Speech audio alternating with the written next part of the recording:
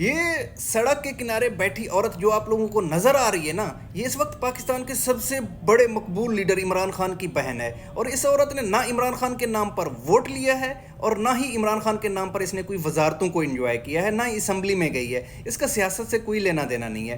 یہ بیٹھی ہے جو بھائی بہن کا ایک رشتہ ہوتا ہے، اس کے حق کو ادا کرنے کے لیے بیٹھی ہے۔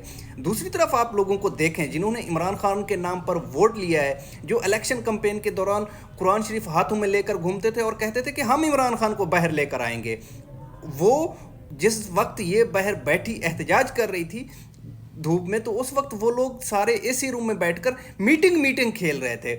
26 نومبر پہ میٹنگ، 9 مئی پہ میٹنگ، جب پی ٹی آئی کے ورکر کو مارا گیا، جب لوگ لاپتہ ہوتے ہیں تو میٹنگ کھیلتے ہیں۔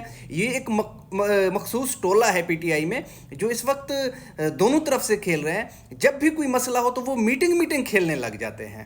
ان کا عمران خان کو باہر لانے سے یا ان کے خاندان سے ان کا کوئی تعلق نہیں ہے۔